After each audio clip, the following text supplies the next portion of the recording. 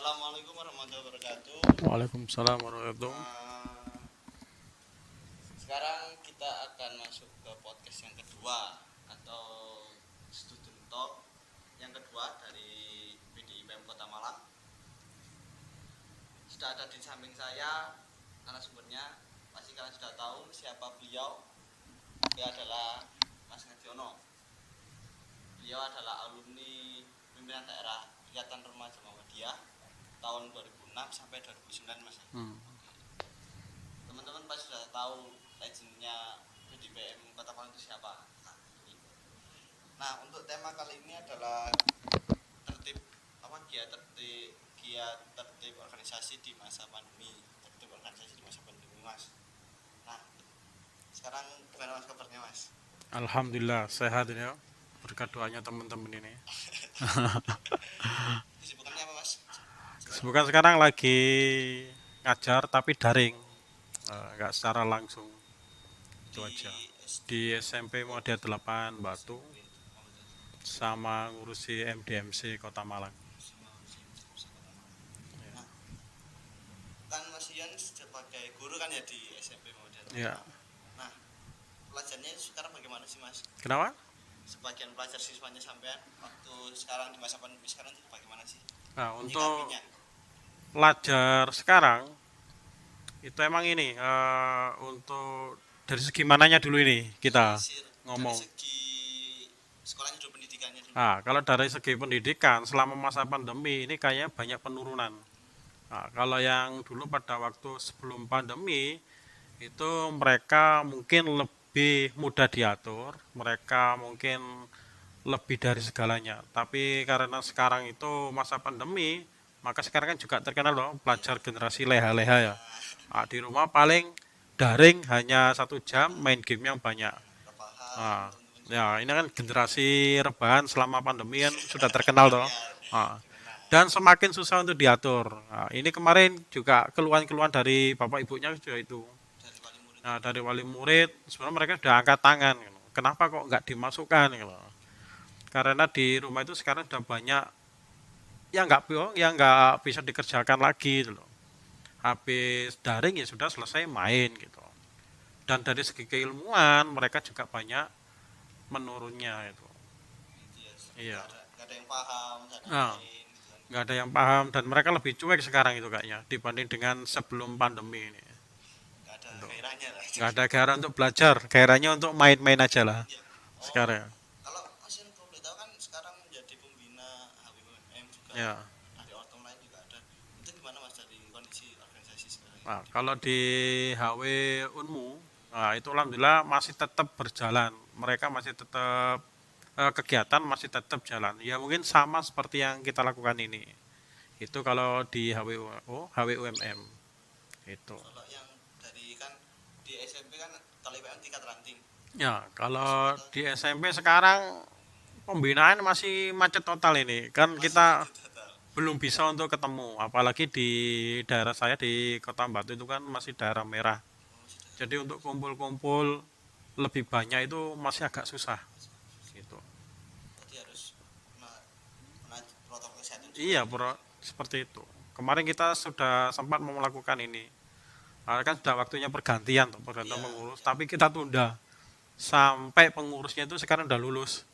Nah, jadi untuk ganti ya Iya. tunda dulu, nah, kan masih belum boleh. Bahkan di sekolah itu kan juga dibatasi loh. Iya, iya. Untuk masuk ke sekolah, masuk ruangan itu ada Juga batasannya. gitu ya. Iya. Jadi agak susah untuk kegiatan IPM ranting yang di SMP tempat saya ngajar itu.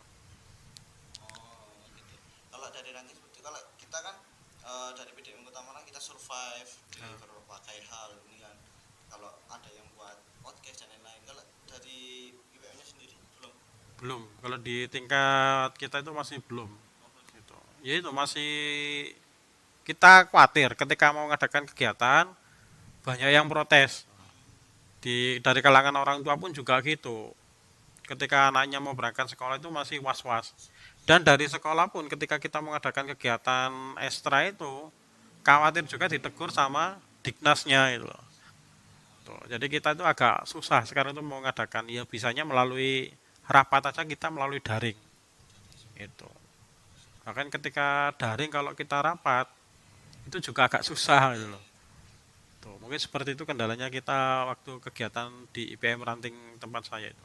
Kalau misalkan dulu kan dari pengalaman Mas Ian dari sini sih, dari mulai 2006 mulai awal periode itu pernah nggak mengalami krisis seperti ini? Bukan pandemi tapi hampir sama dengan krisis yang seperti ini gitu Mas. Alhamdulillah belum pernah. Oh, Iya, jadi kalau periode saya kan masih enak toh, kita bisa kumpul bareng, iya. ngadakan kegiatan itu. Pokoknya kalau ini awal sejarah ya di dunia, bukan di kota Malang aja ini. Ini kan penyakitnya kan bukan cuma nasional aja, tapi penyakit internasional. Virusnya kan virus internasional. Jadi ini dalam sejarah, mungkin seumur hidup sekali ini kita ya Mengalami pengalaman ini seperti ini. gitu ya. Itu ya. Ya sih, kita juga dari organisasi semuanya pun mengalami penurunan juga gitu Iya. Mas.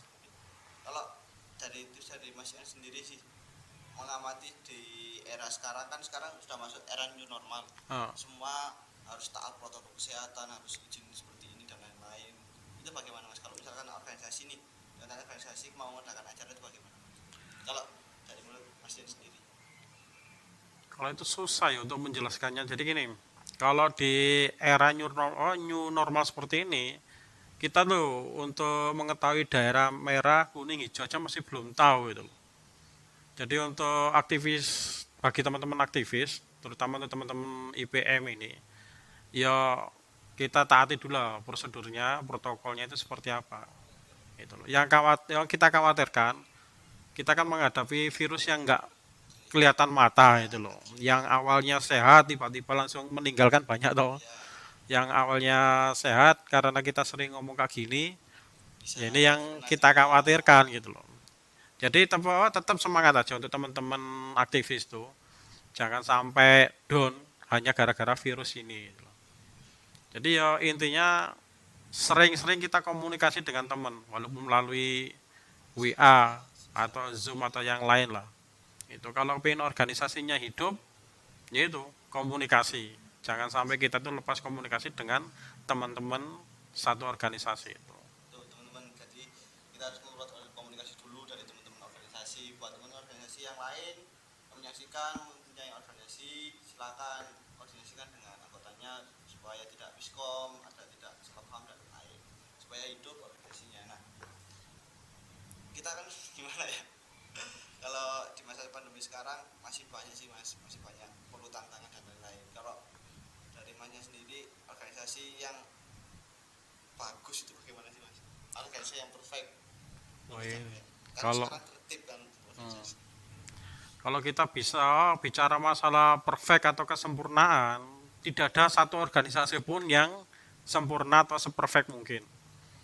Jadi gini, kalau ingin tahu organisasi yang baik, ya kita lihat berapa anggota kita yang aktif dan berapa anggota kita itu yang selalu berkomunikasi yang satu dengan yang lain. Gitu loh.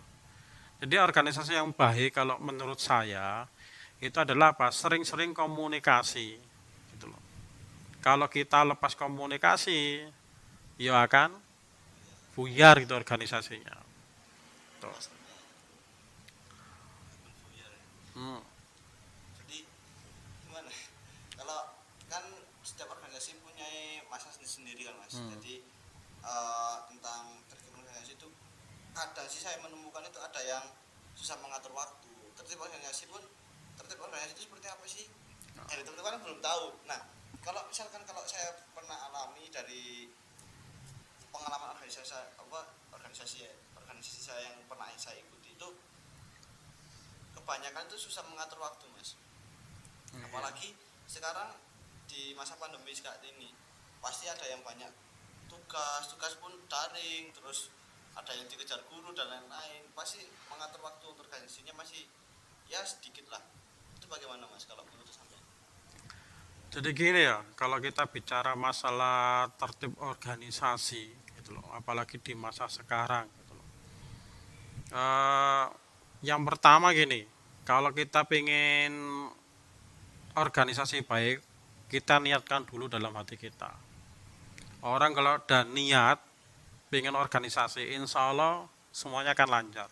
Tapi kalau ada kata-kata wis malas, aras-arasen, dikasih kegiatan model kayak apapun, itu nggak akan pernah mau gitu loh. Itu yang pertama, niat. Yang kedua itu timbulkan rasa kekeluargaan atau kebersamaan gitu.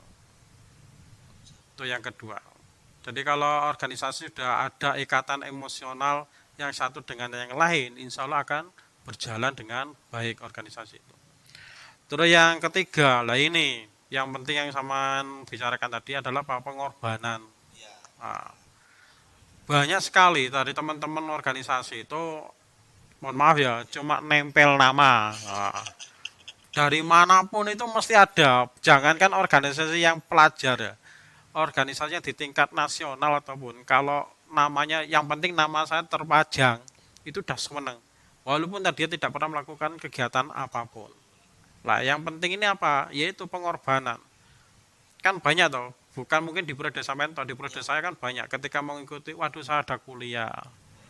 Waduh saya kok ada ini, ada ini. Ini namanya apa? Kurang pengorbanan. Tuh. Jadi kalau kita ikhlas niatnya karena Allah ikut organisasi, terus ada kebersamaan di antara kita, terus dia mampu untuk mengorbankan sedikit saja waktunya, maka organisasi itu akan tertib. Gitu loh. Tanpa ada niat yang ikhlas, kebersamaan, habis itu pengorbanan, ya organisasi itu lama-lama akan buyar atau bubrah. Jadi seperti itu. Ya sih, saya mengamati juga seperti itu mas. Jadi teman-teman nggak ada, belum mempunyai. Yang pertama tadi niat, niat satu teman-teman, satu niat, kedua timbulkan rasa kekeluargaan. Yang ketiga baru pengorbanan kita di organisasi tersebut. Nah, 3 poin itu sangat berpengaruh dari kita sendiri untuk tertib organisasi. Gimana caranya kita mengatur waktu yang kita pertama kali itu bagaimana untuk menjalin apa ya, menghadapi periode ke depan itu seperti apa, itu harus ada di diri kalian semua. Pengorbanan pun juga. Nah, ada teman-teman sih gitu mas, kalau semisal nih dari ada salah satu anggota yang di organisasi A ini mempunyai masalah yang seperti ini, itu bagaimana masalahnya? Nah, jadi gini, dalam satu organisasi itu mesti memiliki otak yang berbeda-beda toh, pikiran yang berbeda-beda. Kalau dalam satu wadah maka harus disamakan toh. Nah ini kan maknanya organisasi. Kalaupun seandainya ada dari salah satu anggota kita yang mungkin merasa nggak enak dengan teman-temannya atau merasa punya masalah, lah ini adalah tugasnya dari seorang pemimpin. Nah, bagaimana seorang pemimpin ini harus mengayomi, tahu dengan teman-temannya atau tahu dengan anggotanya gitu loh. Kalau di periode saya dulu, kalau seandainya ada masalah, ya mungkin ini ada beberapa teman itu yang mendekati, ceritakan masalahnya, ada yang bisa. Mungkin dari salah satu, saya yakin dalam setiap organisasi mesti ada yang satu dekat dengan yang satu. Maka yang satu ini ketika punya masalah, maka kita harus nyuruh teman-teman yang dekat ini apa sih masalahnya itu. Ada yang percintaan itu masih ada ya mas? Oh itu wajar itu. Karena ya itu kalau katanya orang Jawa kan tresno jalanan saka ngelibet toh. Ya. Nah, jadi kalau seringnya ketemu itu ya akan timbul benih-benihnya itu. Ya. Nah teman-teman pasti tahu. Pasti lo bukan cuma organisasi tingkat pelajar aja. Di tingkat mungkin kakak-kakak kita itu kan banyak toh. Oh, di tingkat pemuda aja yang notabene cuma pemuda aja tanpa pemudinya. Itu kadang kalau dalam satu wadah itu dengan organisasi yang wanita toh atau pemudi toh itu lama-lama ketemu juga. Nah, karena sering ketemunya di kantor, nah, jadi seperti itu. Jadi memang wajar dari dulu itu, ya mungkin mulai dari awal organisasi berdiri karena seringnya ketemu itu ya salah satu, nah, salah satu kendala kita itu ya masalah hati itu. Tapi ya emang kita nggak bisa melarang hati itu loh. Siapa di sini yang melarang hati? Wong itu udah kodratnya manusia itu loh. Itu sih, Gitu. masih orang semua bisa sih. Iya, kalau orang normal itu ya wis ikut dalam satu organisasi nggak yakin nggak mencintai itu pasti mencintai gitu loh. Pasti apalagi Iya, waktu ada kegiatan iya satu ya, bareng dengan setiap si itu kan pasti kerja bareng, bagaimana iya. harus memahami Itu ya karena ini efek dari seringnya ketemu akhirnya timbullah itu. Awalnya kan teman toh, sahabat, lama-lama juga kayak gitu. Tapi juga perlu digarisbawahi teman-teman. Jadi gini, eh, virus itu atau yang kalau dulu di periode saya terkenal dengan virus merah jambu ini ya. Jambu itu apa? Virus merah jambu yaitu virus apa namanya? Ya orang saling mencintai atau saling menyukai itu kan virus merah jambu. Kalau kita tidak bisa profesional untuk mengelola virus merah jambu ini, maka hancur program organisasi itu. Beneran. Sudah dari dulu virus ini Sudah sudah dari ada. dulu, dari sebelum periode saya itu ada banyak periode saya. Setelah itu mungkin sampai sekarang ada tuh. Ya cuma kita kan nggak tahu tuh. Jadi ya itu, kalau pengen yang namanya organisasi ini berkembang, yaitu sekali lagi pengorbanan. Korbankan dulu mungkin perasaan-perasaan kita dulu kalau pengen organisasi kita berkembang. Tapi kalau sudah kena virus merah jambu terus susah untuk berkorban, yang terjadi apa? Program kerja yang sudah disusun itu akhirnya berantakan. Gitu. Ya kalau pas lagi rapat-rapatnya.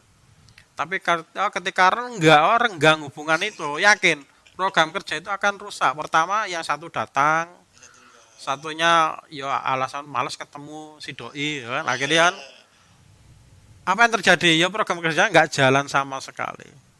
Itu. Ya sih. Sebelum ada corona pasti sudah ada. Yo, wong ada corona aja yang sering nggak ketemu aja kadang juga kangen toh. Nah, Nah, itu itu. dengan teman-temannya itu. Yang ini, yang itu. Nah, iya. Ada corona waktu sih, itu kan pasti teman tahu. Pasti pernah merasakan hal seperti itu. Ya. Itu sih mas, dari pengalaman organisasi saya yang pernah saya ikuti kan seperti itu. Berarti organisasi itu ada yang susahnya mengatur waktu, terus ada percintaan di dalam situ, terus ada yang berbeda pendapat tuh ada gitu mas ya. Ada wajar gitu loh. Berbeda pendapat, misalkan ada yang A ini sering kumpul di sini, yang B sering kumpul di sini, waktu disatukan pun beda pendapatnya itu seperti itu. Nah kalau dari teman-teman sendiri itu apa ya, tertib organisasinya itu dari orang tua sih mas. Dari orang tua itu kita sudah mengizinkan dan lain itu bagaimana mas? Karena dari masalah orang tua nih. Nah, untuk masalah orang tua, kalau dulu kita itu gini, ada beberapa trik sih untuk meyakinkan orang tua, biar orang tua itu tahu, oh ternyata anak saya itu ikut organisasi ini nggak salah. Kita dulu itu punya program yang namanya Anjang Sana, Anjang Sana, Anjang Sini. Jadi kita ngadakan kajian di rumahnya masing-masing anggota. Nah, di rumahnya masing-masing anggota. Mungkin 2 bulan sekali, 1 bulan sekali, atau mungkin yang terdekat 2 minggu sekali. Jadi biar orang tua ini yakin kita adakan kunjungan ke rumahnya masing-masing anggota. Nah, ketika kita sudah masuk di tahap itu, kita yakinkan ke orang tuanya, Bu, Pak, anak jenengan itu ikut organisasi seperti ini. Dan teman-temannya ya seperti itu tunjukkan. Gitu. Apa yang dikhawatirkan orang tua itu kalau seandainya anak itu ikut organisasi, yaitu khawatirnya apa? Ya salah langkah, salah perjalanan itu. Salah pergaulan. Nah, masalahnya apa? Masalahnya orang tuanya nggak kenal dengan teman-temannya. Nah, tapi ketika orang tuanya udah tahu teman-temannya, oh ternyata teman-temannya itu baik-baik semuanya, insya Allah orang tua akan dukung gitu loh. Tuh. Ya sih, kalau saya pernah ikut, saya kan di SMP Muhammad satu nih, dan pakai kita kan banyak mas menghadapi yang seperti itu. Izin orang tua sini kita sudah buatkan surat izin tuh lebih banyak itu mas di semua itu. IPM pun PDPM juga pernah seperti itu. Nah masa nyari si orang tua itu berarti sering-sering diadakan kunjungan ke orang Iya. tua, jadi tidak melulu harus kajian gitu mas ya. Jadi gini, kalau dulu ketika kita ini Anjang Sana itu cukup datang ke orang tuanya, terus kita kajian sendiri. Nah, setelah itu ya insya Allah orang tuanya kan pasti tahu loh kita itu siapa, terus teman-temannya siapa. Kenapa sih kok orang tua itu ketika kita pakai surat masih belum yakin, atau masalah kan nggak tahu loh orang-orangnya itu seperti apa. Tapi ketika kita datang ke rumahnya, kita memperkenalkan diri, Pak, kita dari satu organisasi dengan putra atau putri jenengan, kita ini seperti ini. Nah, ketika orang tua ada yakin, insya Allah izin, jangankan pakai surat, nah, pakai WA atau SMS, oh ya wis. Nah, yang penting apa? Meyakinkan orang tuanya ini bahwa dia berada pada organisasi yang benar. Itu aja. Nanti kita harus tidak harus melulu kajian, tapi kita ada program lain, misalkan ada rapat seperti itu, Iya. juga itu bisa menjadi solusi dari teman-teman semua untuk lebih meyakinkan orang tuanya untuk anaknya ikut organisasi itu sendiri. Jadi apa ya, era new normal seperti apa sih mas? Kenapa? Era new normal dari New normal. untuk, misalkan organisasi nih, kalau sekarang kan sudah masa pandemi sudah selesai nih, misalkan sudah selesai kita memasuki era new normal kembali. Nah, kita anggapkan untuk masalah Kota Malang ini sudah hijau mas, kita masih dibebani dengan protokol kesehatan seperti apa mas? Karena organisasi ini mau mengadakan acara.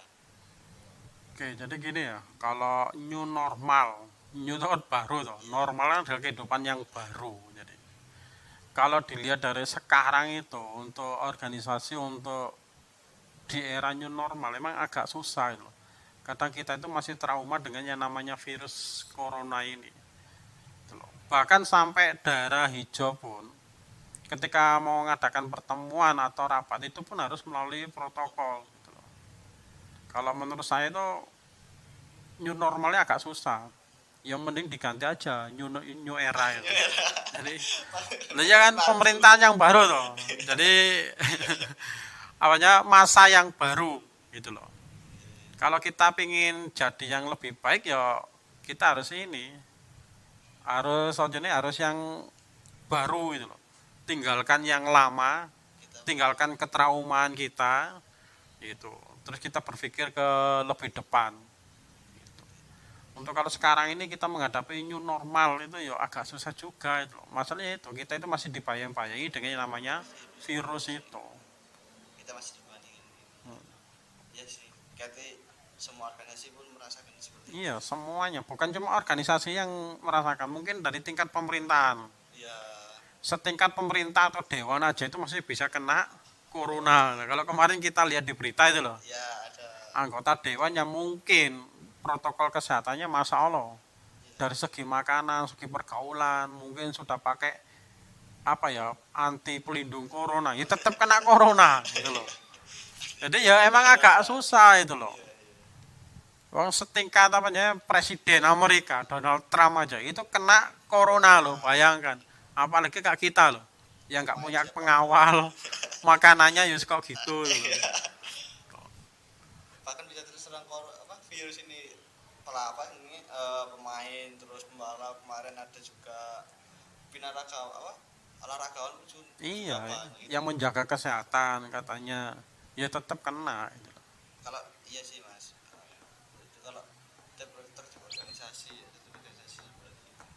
organisasi kan harus melaksanakan Kegiatannya. kegiatan juga, terus harus gimana ya, pemimpin kan harus tahu mau dibawa kemana gitu kan. Itu bagaimana mas kalau harapan terakhir untuk Ya. pandangan dari pemimpin saat ini nih di masa pandemi ini seperti apa? Jadi gini, untuk tetap melaksanakan program kerja dari suatu organisasi di masa pandemi sekarang itu, ya kita hanya bisa melakukan dengan yang namanya IT aja, teknologi itu. Kita melalui Zoom atau yang lain lah, mungkin program yang lain. Gitu loh. Emang susah kalau kita mau melakukan kegiatan organisasi atau program kerja yang sudah dirancang dengan sebaik mungkin, ternyata Allah berkehendak lain dengan menurunkan virus ini, ya kita ambil inilah, jadi baiknya itu seperti apa, jangan sampai kita itu membahayakan anggota kita. Maunya sih kumpul-kumpul, Iya. tapi ya khawatir memang. Kita mau kumpul-kumpul tapi takut dari virus ini, takut tidak diizin orang tua itu sih. Iya, emang kekhawatiran, mungkin bukan cuma tahun ini aja menghadapi normal ya, tapi mungkin tahun depan seandainya kita kumpul-kumpul pasti orang tua juga masih khawatir. Bukan cuma orang tua toh, kadang kita kan juga gitu loh. Bisa juga kita yang merasa sehat terus teman kita ini agak batuk udah agak menjauh. Ya, atau Terus sedikit lah ya, terus bisa juga teman kita yang sehat, jangan-jangan kita ini yang nggak sehat. Lah itu ya emang susah untuk dihilangkan itu. Selama belum ada obatnya ini ya untuk menjalankan program kerja organisasi emang agak susah itu loh. ya sih. Kita harus apa ya? Pertama komunikasi itu harus terjalin salin terus lah untuk Iya. komunikasi, terus memanfaatkan program yang sekiranya bisa dibuat untuk di dalam sosial media sosial kan juga bisa gitu kan. Iya.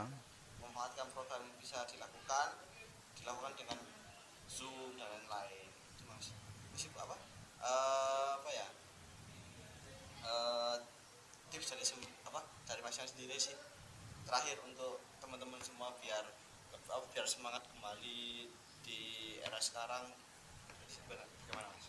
Oke ya, jadi gini, untuk sedikit tip untuk teman-teman yang aktivis atau yang aktif di organisasi ya.